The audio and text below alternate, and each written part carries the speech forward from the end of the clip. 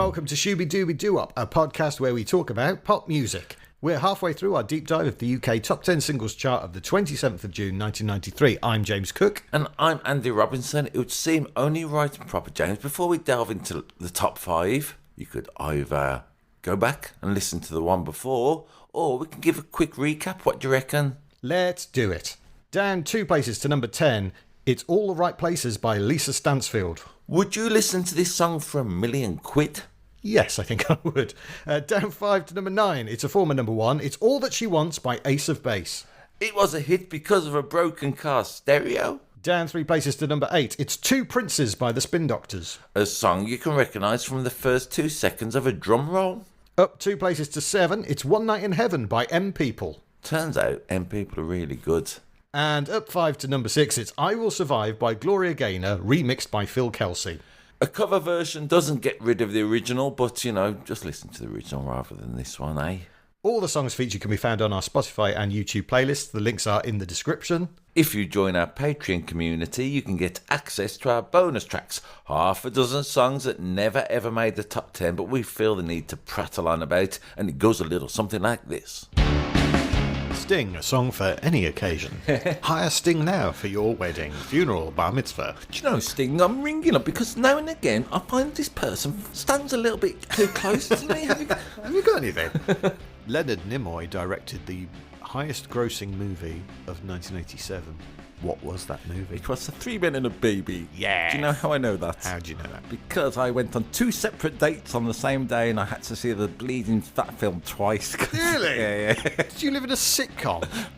Join our community now at patreon.com/ShoobyPodcast. Number 5. Up 2 to number 5, it's Rod Stewart with the question, have I told you lately that I love you? And frankly, Rod, no, you haven't. No, he hasn't, has he?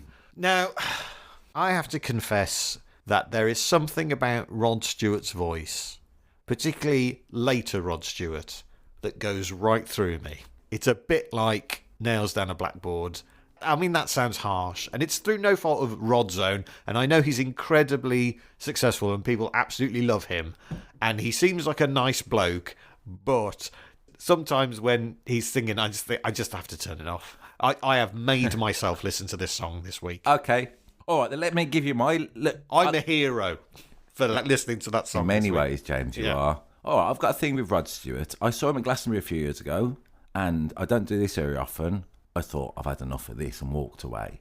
And I was watching Fire Aid last night. Of course, we are recording this at the time of the LA fires, the terrible LA fires. Did you watch Fire Aid concert this weekend? No, I heard it was on, but I haven't watched it. It's great. I am heartily recommending have a look at that on YouTube. Are you saying that you're glad there were fires so that they could have this good concert? Well, I did consider this, James, that I was watching it thinking, you know, obviously a terrible thing, but the good thing about disasters is sometimes you get a good gig out of it, don't you? So I've got my fingers crossed for, let's call it London having an earthquake. You know, with my silly parochial ways, my apologies. Anyway, so I agree with Rod Stewart a little bit. I've walked away from him in the past. I like Rod, but last night he was on, and would you get this? The first song he did was one we discussed last week, Forever Young. Oh yes, it's a cover version of the Bob Dylan song, only he changed the lyrics and the tune. Yes. Yep. Listen to last week's podcast from whatever year it was. Anyway. So, I was watching Rod Stewart sing Forever Young. I thought, James told me about this song last week, the Bob Dylan aspect. It's a fairly new one. Rod Stewart, embarrassing. I was cringing. I was thinking, oh, come on, man. And then, he only had 3 songs. He did Maggie May. Now, he became the old Rod Stewart. He's obviously sung that song so often. His movements were beginning to, you know, it was working a little bit. I don't want to slag an old man off. And I don't want to be like, oh, you know good now, because obviously he is good now, isn't he? But there is something about I don't know, a certain point from Rod Stewart, I'm beginning to... I mean, he did one of the worst songs I've ever heard on radio too. I've sent it to people going, listen to this, what do you make of this? Everybody I know has gone, that's the worst song I've ever heard. What was it? Oh, it's something about, I can't remember, it's something about like, at least when I wake up, your head's next on the pillow, you know, not in the Godfather kind of way. The Rodfather. Yeah. And so I've got a complicated relationship with Rod Stewart. I have to say, I kind of love him, and I kind of think please retire. He's a legend spot at Glastonbury forthcoming this year, so I'm hoping he'll pull it back. You know, he's got all the... And, you know, I was watching it last night. He's got the glamorous backing singers, and there's just something slightly off-putting about him sometimes, for me, these days. And yet, let's talk about this song anyway. We've both really exhibited our fear of aging and what happens when you get older, James, I'm going to say. That's what we've just projected onto Rod Stewart. Do you know who else said that Rod got boring in his old age? No. Rachel Hunter, his ex-wife, who was his wife at the time of this song. Yeah. And he records this song as part of his MTV Unplugged set. Oh, okay. And then that was released as an album, as those sets occasionally were. Pretty good album. I remember that one being, actually. I have to say. All right, then. I'm starting to go back. He dedicates this song to her. Okay. In fact, he's so overcome with emotion for Rachel Hunter at the time that he starts crying at the end of the MTV performance. Did you watch the video of it? No. There's a great bit where he's singing it, and there's like a sweeping crane shot across the audience. It's not a massive audience at those Unplugged gigs, was they? It was quite intimate. And a woman in the front row just gets up and walks down the aisle, and you just think, yeah, she's going for a piss. She's going, I'll wait for a slow one, and then I'm going for a piss. Yeah, fair enough. And who can blame her? Let's talk about the writer, Van Morrison. Now, a lot of people on the YouTube comments, maybe I had the song playing rather than watching the video, and I was scrolling through YouTube comments, and loads of people going on about this song, saying it is actually a pain, hymn, if you like, to God. That's interesting. I thought that gave me a way of listening to this song that I'd not considered before. For the morning sun in all its glory greets the day with hope and comfort too. That's a very sort of hymn line, isn't it? There's a love that's... Are you saying that in the way? That's very hymn, the way. So hymn. Also hymn with an N on the end. There's a love that's divine, and it's yours and it's mine. You can see the religious element to it there. For sure. I'd never considered it. Maybe because of an old Elvis song called Have I Told You Lately That I Love You? And he goes, well, darling, I'm telling you now. So I immediately just thought the title was about a relationship till I looked at bleeding YouTube comments and had a spiritual awakening, yeah. You found God? Have you? Well done.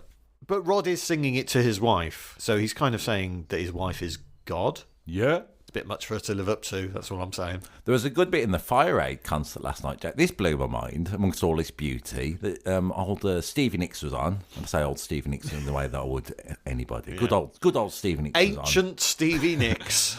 And then she emerged from her crypt. She had a very weird take on it. When she started talking about that she'd been involved in the LA fires a little bit, because she saw the fires creeping up the hill. Her house never got burned down, but she said that her house was made of wood, so if it had burned, it would have set everyone else on fire. And then she started congratulating herself for essentially stopping a fire and her house not burning down. And then she was kind of saying, I'm the mother of the house, so I'm responsible for this act of God that saved my neighbours. I thought, Stevie, not now.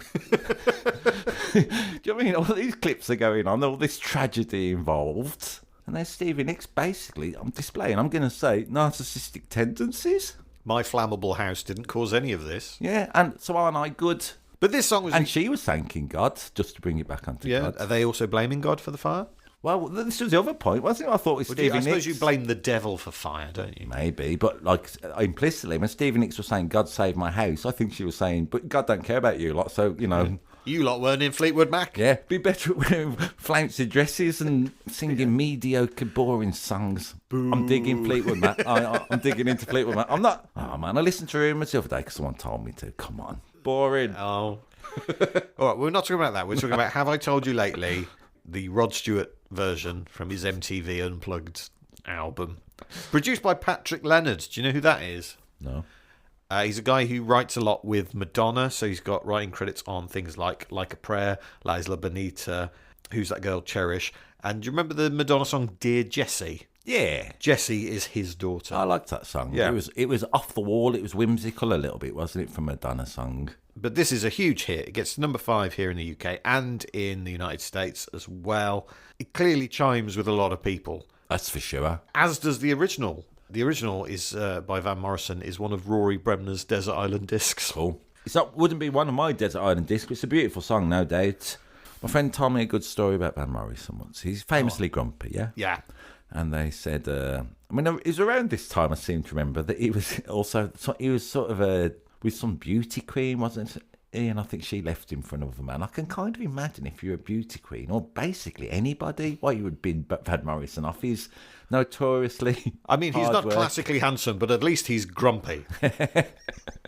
My friend told me this story that Paul Jones, the harmonica player from Manfred Mann and solo artist and the blues band later, he was playing for Van Morrison. Paul Jones apparently said to Van Morrison, "Oh, come in here on my harmonica. Just give me a little smile when you want me to finish." And Van Morrison said, "Well, you'll be waiting a long time for that." Nice, isn't it? Yeah, he's the Roy Keane of music, isn't he?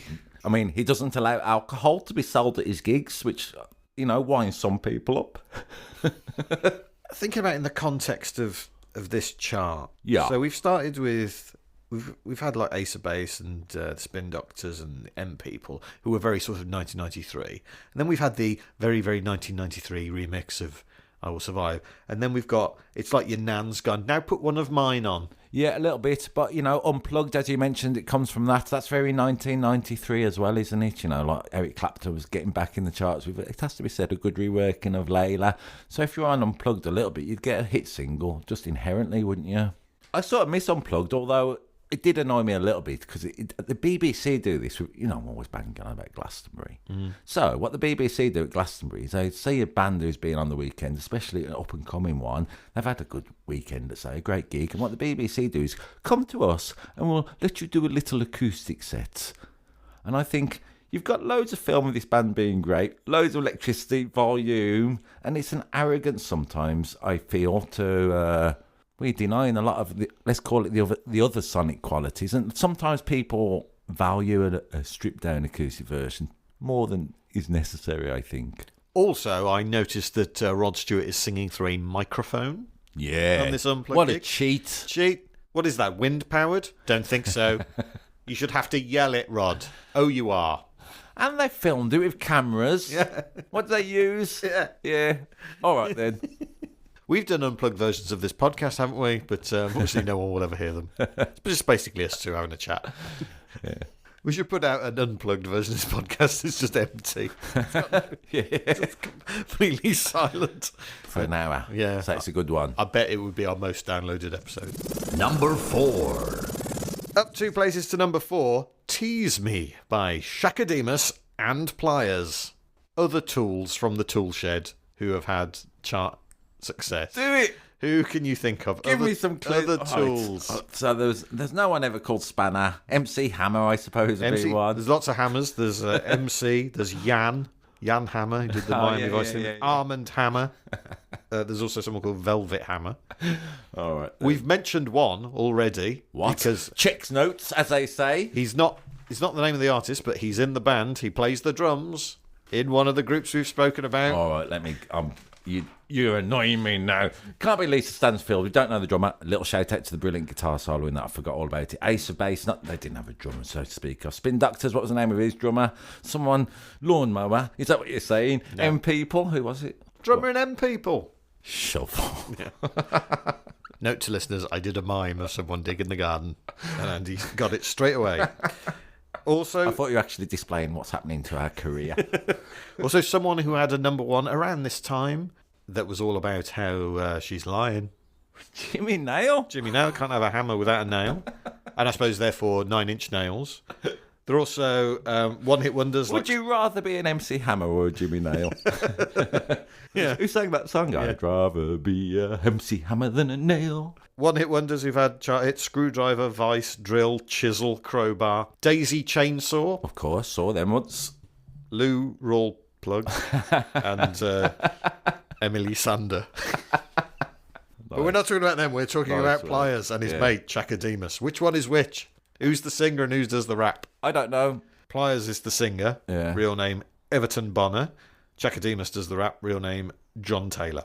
As the Duran Duran bass player? Can't be him. Yes, it's the same guy. I mean, I knew this record. I have loved this week. This is one I put on first in the top 10. I thought, why didn't I like this more at the time? I've been loving it this week. Their first of 3 top 4 hits in the UK in 1993, in that one year. They never get in the chart in the US.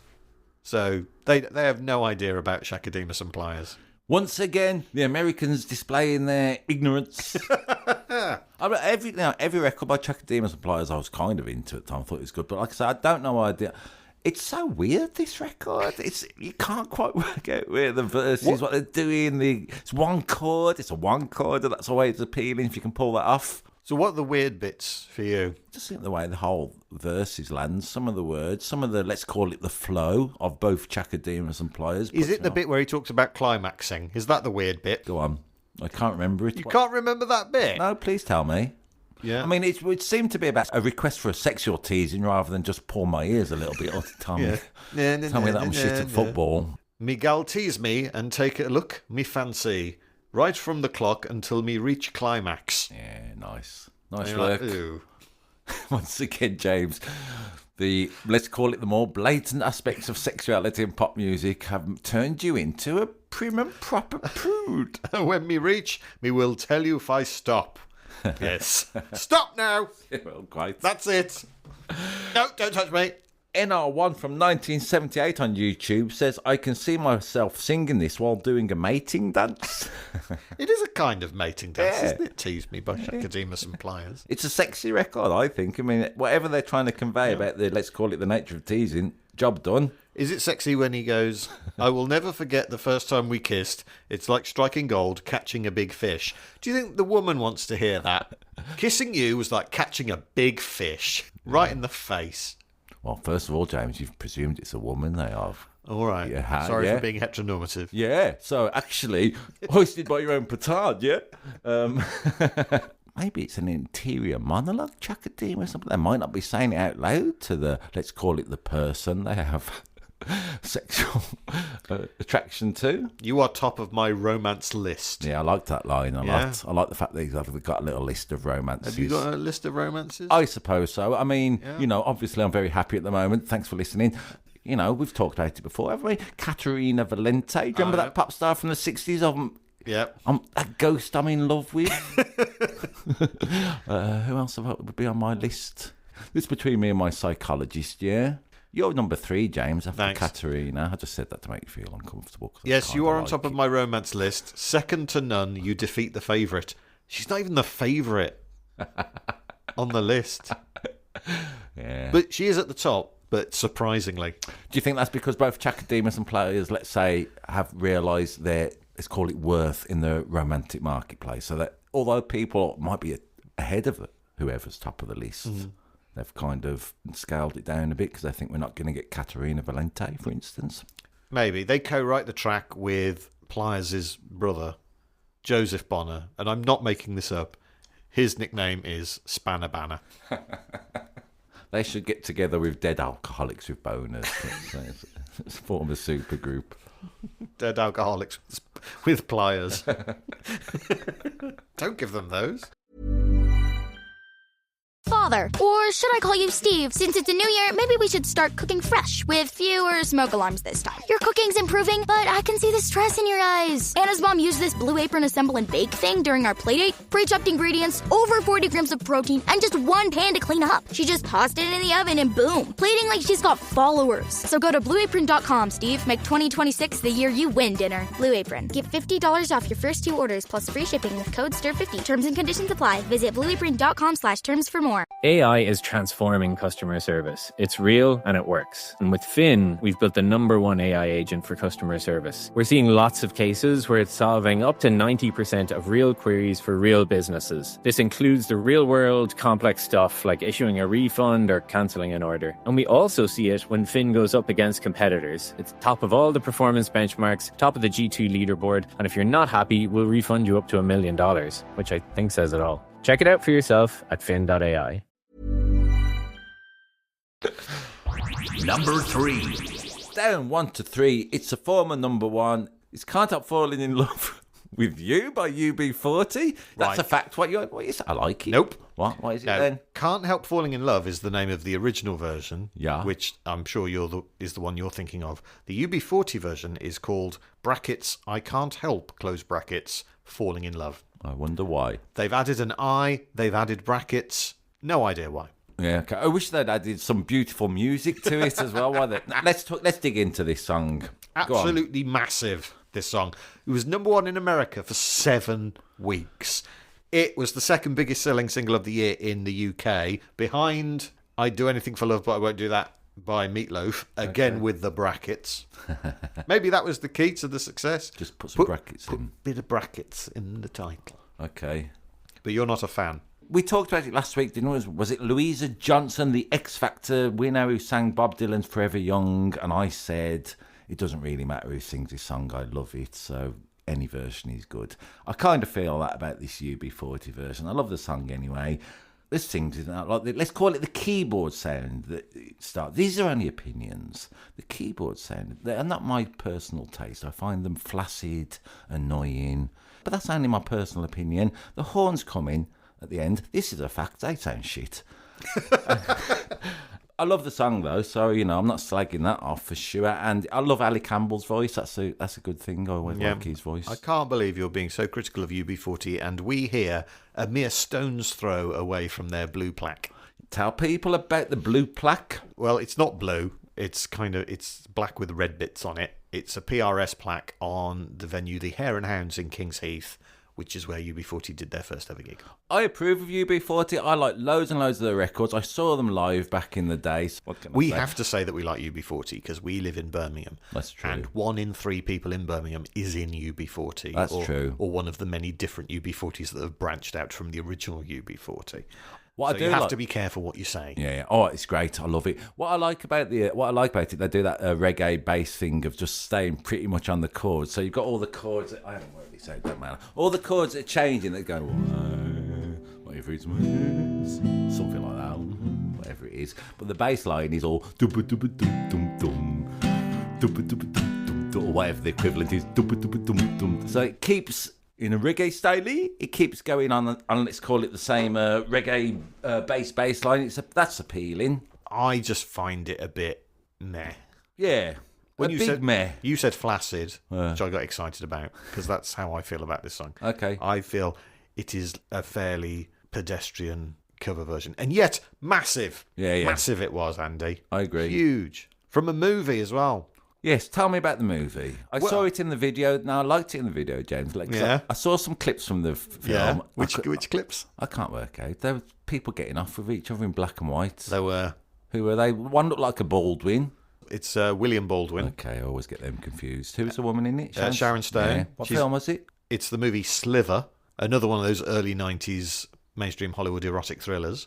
What I liked about the video is it's very much, it's got the look of, let's call it surveillance cameras, hasn't it? Yeah, it's kind of what the movie's about. I haven't seen it, but there's something kind of freaky about seeing Baldwin and Sharon Stone getting off with each other, and then UB40 marauding around corridors like a gang. They're in like a service corridor titting around with trumpets. Yeah, I didn't like that either. I mean, the film it came from, We've got UB40 in the walls. Call the landlord. Listening to you, like getting off with each other, and while they're doing whatever they're doing. Now, the film it came from, Elvis, Blue Hawaii. The film, Elvis sings that to somebody's grandmother in the film. It's really colourful. It's really lovely. It's touching. There's a little music box going.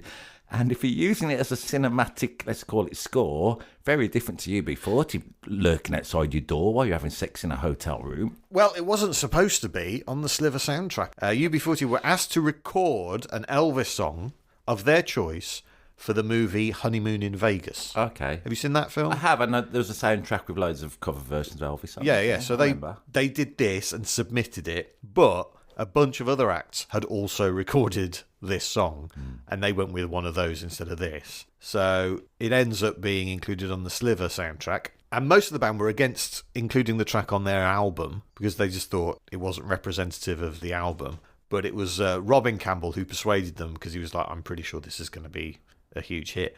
And he was right. Yes. No denying it. I mean, it's interesting, as you were saying, like, we've kind of got to say we like UB40 because we live in Birmingham and we might bump into somebody. Yet, Robin and Ali hate each other. So I don't feel I have to join him in that, really. Have you ever seen that documentary on BBC 4 about UB40? No. It's an uncomfortable watch, I have to say, because Noel and Liam, they make them look like pantomime baddies a little bit with their, let's call it sibling trouble. Them two hate each other. It's not pleasant to see. It's a shame, isn't it? I mean, I saw Robin Campbell's UB40 a couple of years ago because they were at the launch of the Commonwealth Games cultural programme event, and then they were in the closing ceremony. Did you see both of those ceremonies? Yeah. Live? Yep. How? We bought tickets. Good lads. My wife did work for the Commonwealth Games, Right, but we did pay for the tickets. We didn't Okay. get freebies. That must have been amazing. If we're talking about Midlands and Birmingham and gigs in general, and Fire Aid, no one's house had to be burned for that gig that people put on. I mean, a lot of people got moved out of the house and pay extortionate fees to this day. That's just a little dig at Birmingham Council over here. And they were great. And they came along and they did Red Wine, and they did Food for Thought, which I think is their best stuff. Yeah. That, I mean, the first couple of albums, Present Arms and whatever they are, they're great. Them albums. As is, I saw them doing up to the time they did Jeffrey Morgan, that album '84. I was into them, man. What have all three of UB40's UK number ones got in common? So there's Red Wine. So that's written by Neil Diamond. Is it something to do with they've all been written by other people? Yeah, they are all cover versions. Okay. I mean, they were filming a video once around, let's call it the Edgbaston area. I liked it because this girl came running in the news agent I was in. The news was about that UB40 were around the corner. And this girl came running in and she went, I know what the new UB40 album's called. I went, oh yeah, what's that? She went, Labour of Love 3. She'd heard that watching them doing the video, and but the Labour of Love and their cover versions, I'm a big fan of. Your purists and your snobs go, it doesn't sound authentic, it doesn't sound as good as this and the other, but they're UB40, aren't they? I have to admit, the production now and again, especially towards the later end of their career, gets right on my tits. B. Matty Venture on YouTube says, I gave my wife triplets to this song. I did not play it again. It cost me financially. That's a conception story, is it? Triplets, eh? Deserved. Can't help falling in debt. Call them Ali, Robin and Elvis. I mean, loads of people have covered this song, so this wouldn't be among my top versions, while U2 and Bob Dylan have pushed out. And, again, you know me, James, when I'm a bit bored of a song and I don't like it, I have a little look on YouTube, type in the word cover after it. You see loads of people in the houses, in the kitchens, singing this song. Anyone Lovely. in a corridor while shenanigans are going on. Or someone's making triplets through the wall. Yeah, I mean, there's something creepy about this record. I hate to say it, but that's where we are. Number 2. Up one to number 2. What is Love by Hadaway? He had a way with words, didn't he? Very good. Very good. Thank you very much. We should get on that Radio 4 one day, I reckon. It'd be great. Just pretend you've been to Oxbridge. I don't know why I'm being like that for no reason whatsoever.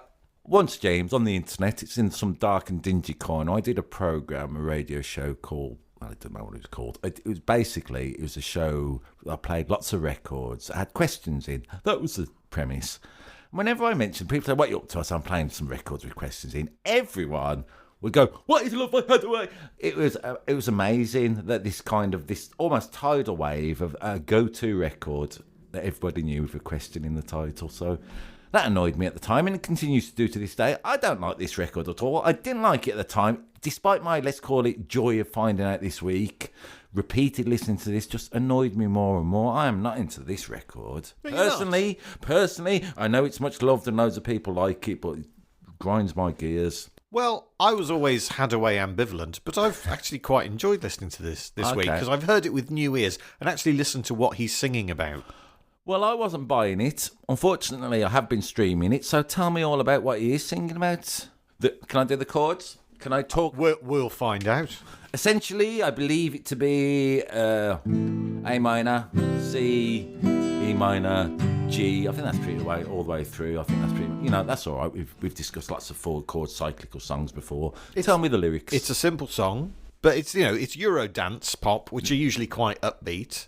But this is like, I don't know why you're not there. I give you my love, but you don't care. So what is right and what is wrong? Give me a sign. It's almost like an unrequited love song, isn't it? It suggests from those lyrics, for sure, yeah. To the point where he doesn't know what love is anymore. He wants to know what love is. Yeah. He should get in touch with a foreigner. Well, he is a foreigner. He's from Germany. Okay, well, maybe this is just the point. Not in Germany. Well, he was born in Trinidad. So even in Germany, if you were being hard right about it, you'd say he was a foreigner. Born Nestor Alexander Hadaway. Foreigners don't know what love is. This is what we've learned. I either want to know or yeah, all right then. It's a weird place for us to go on this internet. Isn't it? I like it. We're only being silly. A lot of money in right-wing drivel. It's his first and most successful single. Gets to number 1 in 13 countries. Peaks at number 2 here in the UK. The Enemy ranked it as the second best Euro dance hit of all time. Behind? I don't know. Give me a clue. It's around this era. It's another sort of much parodied and joked about dance song. No. I think they were brother and sister. No, go on. It has the same word in it a lot. No. That's right. Is it no? Yeah. No. No. That's good clue. No. Hey, I'm looking for some chocolate digestives. There's no biscuits. That's a running joke. My apologies, James. So yeah, you're not into it. So, no, I hate it. You hate it. Yeah, it annoys me. What is it about that you hate?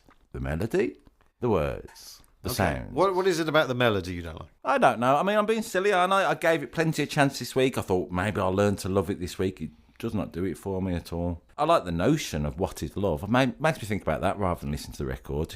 Now, I'm not a massive fan of Fleabag. You remember that show? Yeah. That was, there was some sort of eloquence about love where one of the characters, I think it was the priest, said, love is hope.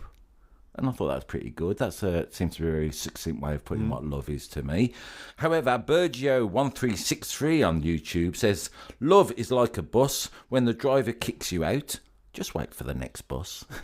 Which I like. Yeah. Regardless of what the next bus is, where it's going, whether you want to be on that bus, just wait for it. Well, quite. I'm not sure that's love. Look, James, you have been in a very happy relationship for many, many years. Not everyone is as fortunate as you. Some people have to hitch and get piggybacks left, right and centre, I'm going to say, to wherever someone else is going. Piggybacks, eh? I know what love is. Go on. It's nothing. Wow. In tennis. I knew a tennis player. Love meant nothing to her. That's a Bob Dylan joke. All right, then. What is love? Now, this is interesting, isn't it? Oliver asked it. Oliver Twist. Oh, yeah. Howard Jones. No. He asked where is My love? apologies. Where is love? Howard Jones definitely asked what is love. What is love? Anyway. Yeah. Now, also, some pop stars have answered Howard Jones. They have said love is a battlefield, love is a stranger, love is blindness, if you like obscure U2 album tracks. Love is the law. Love is all around. Love is a drug. Yeah, so all of these are answers to Hadaway, and next time he comes annoying me on my door asking me about it. Go listen to Roxy music, mate. I'll sort you out. Not a bad suggestion anyway. This song written by Dee Halligan and Junior Torello and produced by Dieter Lundstedt and Karin Hartmann Eisenblatter. What is unusual about those 4 people? I don't know. That they are actually only 2 people. Because Dee Halligan and Dieter Lundstedt are the same person. Junior Torello and Karin Hartmann Eisenblatter are the same person. What, and this one person gave themselves 2 credits on a song? They are down as writers and producers, but in different names. Great. Good behaviour. DD/Dieter is actually called Tony Hendrick, who's a German record producer. This song was originally a ballad. Oh, yes. Yes. Hadaway said, in the beginning, this song was like 5 different pies. Then those 5 pies became 1 pie. I mean, how can you not love him for talking about his song in terms of the number of pies that it is? In 2008, and I didn't know he did this, right? In 2008, he teamed up with Dr. Alban. You remember Dr. Alban? It's my life. Yeah. So imagine Hadaway and Dr. Alban on the same record. They did a single called I Love the 90s, which is like a Euro pop song where they list loads of people who had pop hits. Let's have a look at the lyrics of that while we do it. All right, then. Songs they refer to: Rhythm is a Dancer, It's My Life, I Sing Hallelujah, What is Love, In the Middle of the Night, All That She Wants is Pop, Mr. Scatman, Ski-ba-bop, ba-dop-bop. Oh, we've covered Mr. Scatman. Yeah. Can't touch this, Mr. Scatman, Hammer Time. This is just listing I like it. Things. Well, we did that record in our Patreon content last week. Life is a rock, but the radio rolled me. That's a big long list. I like a list song now and again, unless it's Billy Joel. So that exists. Do you know what significance this song has on Saturday Night Live? Nope. It was the song they always played over some recurring characters that would be played by Chris Kattan, Will Ferrell, and whoever the guest host was. I think the most famous version is the one with Jim Carrey, because he's absolutely giving everything, where they are 3 creepy blokes in a nightclub. And then that sketch becomes a movie called A Night at the Roxbury. I've seen IMDb that. rating 6.2. You've seen it? Yeah. That's based on this sketch that has cool. this song in it. It was too long, so maybe I'll go and watch the sketch and get a little shortened version. Yeah, I think just watch the sketch, you get the general idea. The UK's number 1. It's a non-mover at number 1. It's the second of 3 weeks being a non-mover at number 1. It's in fact, it was number 1 last week, and it's going to be number 1 next week because it's number 1 and it's stuck there. I'm just giving number 1 a little bit of nonsense. Hey, what's number 1? It's the first record ever by a debut artist to feature I've lost the plot. It's only Gabrielle and Dreams. It's the first what? I've read in YouTube comments, Gabrielle and Dreams, because I've made a right pig's ear of that introduction. That's what we're talking about. That's not number 1. Someone on YouTube said it was the first debut single by a solo female artist to ever get number 1, so it's a record breaker, if you're going to be a little bit Roy Castle about it. I don't know if that's true. Okay. It was definitely the highest chart entry by a debut female solo act in the UK when it went straight in at number 2 a couple of weeks previously. Fake news, my apologies. Don't listen to any YouTube It comments. might be true. I just doubt it. Go on. I think other female solo artists have had debut number 1s. Have you enjoyed listening to this song this week first? I've heard it too many times, I think. It's not a song I was particularly into at the time, but it was everywhere, wasn't it? Everywhere? It's not one of the songs that was everywhere and therefore has become a favourite. It's just everywhere and it's sort of a bit wallpapery to me. Okay, well, got to number 1. It's a big seller, so as Niles Rodgers again would point out, we don't necessarily know what we're talking about. But as you say, it's a huge song, wasn't it, at the time? It's on loads of adverts. I heard it everywhere about. Just as a little, let's call it musical reference, it's essentially 4-chorder all the way through, cyclical. We've already done some of them. Of D major 7th, A, F sharp minor. You can hear about me. James is looking at me, he can't believe this is going on, James. You know. Do you know the story of where this song came about? As Sabrina Carpenter says, no, but please, please, please. It was written by Louisa Gabriella Bob. That's Gabrielle's full name. Gabriella Bob. Gabriella Bob. And Tim Laws. She was singing in a London nightclub in the early 90s. She would sing like Luther Vandross songs and everything. And a woman came up to her and said, this is as good as it's going to get for you. And that inspired her to write the song. It's a love song to singing. Ah, great. Is what it is. And that made me like the song more. I wish I'd known that. I should listen to it again. Yeah, because, we who don the cap and bells, we've had people come up to us and make all kinds of comments after gigs from I time always to time. say I haven't got any money to give you back. She's writing it, if you like, as a hymn. It's got a hymnal quality, hasn't it, for sure? But also sort of defiant. Skillful songwriting. Everyone's got a dream. Everyone wants them to come true. So why not lean into that notion? What I like is that it is dreams can come true, not dreams will come true. And I think there's a big difference. That's me applauding James rather than masturbating. So this is, I agree with you. It's, as it turns out, I really like this song, the way I'm learning more about it. There are a couple of misheard lyrics in it Go on. I've had. So, dreams can come true. You know you've got to have hope. I thought it was either, you know you've got to haggle. And then I thought, well, it can't be that. It's not about haggling, is it? Yeah.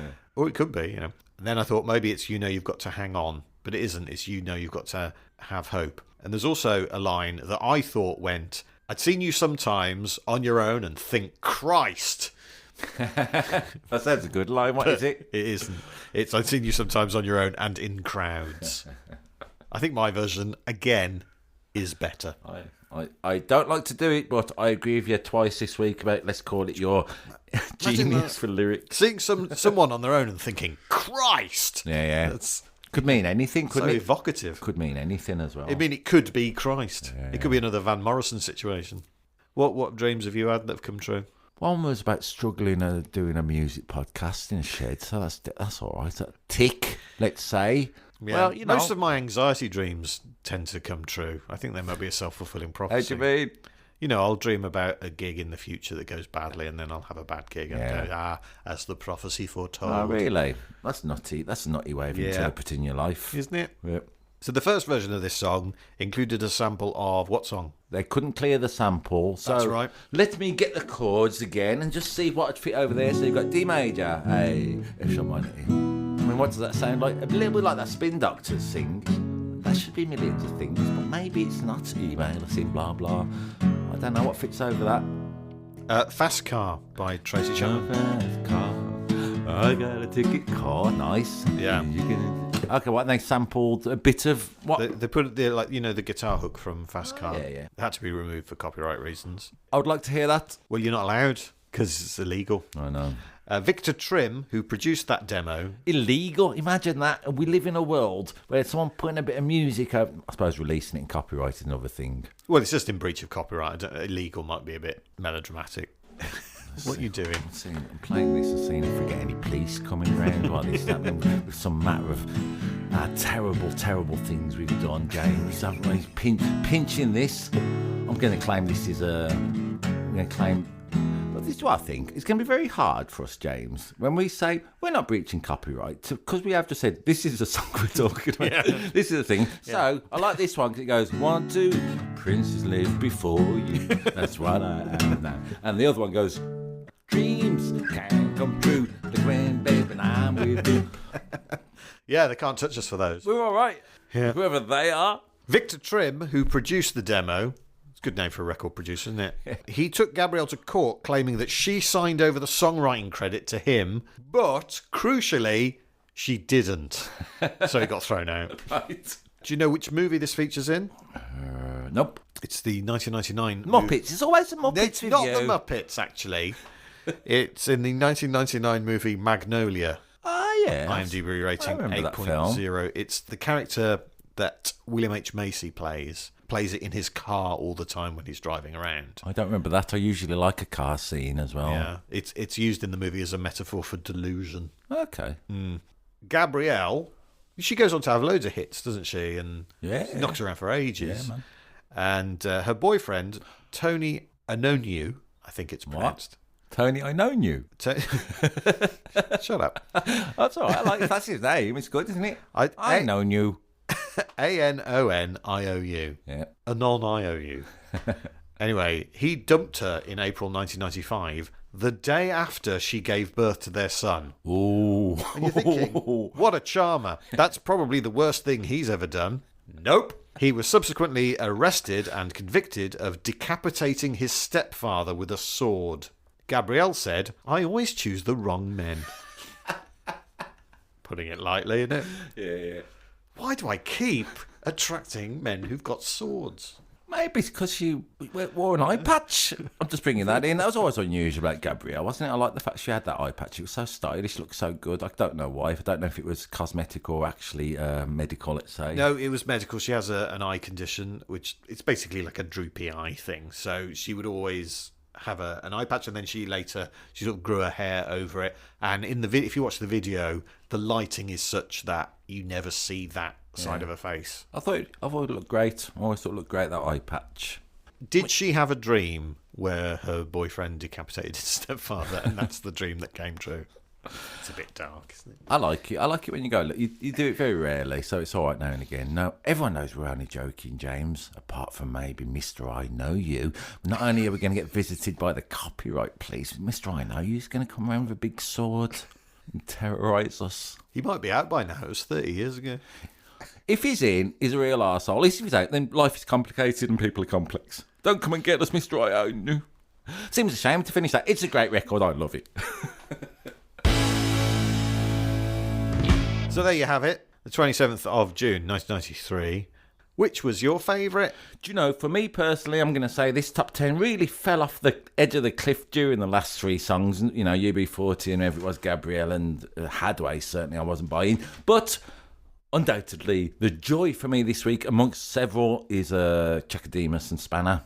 What about yourself? What did you like? I like your little existential crisis you have at this point. Yeah. Still a big fan of Two Princes, the one I bought. Yes. This week, songs I have enjoyed more than I thought I would. One Night in Heaven. Yeah, let me give a little shout out to that. That's been an unexpected treat. And What Is Love? Fair enough. Andy gives me short shrift. No, My terrible listen. opinions. Let me just reiterate this. I've slagged a couple of records off. I know people love them. Just taste. If you don't like it, then start your own podcast or write in and tell us more. ShoobyPodcast@gmail.com is our email address if you want to get in touch about anything at all. Remember to like and follow and subscribe and tell other people about it. If you want to familiarise yourself, remember we have attached a Spotify and YouTube playlist. Check that out. It's only 40-odd minutes and it's a treat, isn't it? Yeah. A lot of it is. And there are 6 songs on there that we haven't talked about yet because they're in the bonus tracks. What? Yeah, coming up in the bonus tracks, we've got the song that Paul McCartney wished he wrote. We've got more misheard lyrics, the Grunge Monkeys, A Stolen Fish, and the director of 1987's most successful film. Thank you, the British record buying public, for contributing to these top 10 singles so we can talk about them only however many years later. But more importantly, thank you very much for listening. Until next time, Shooby Dooby Doo up. Bop bop shoe up.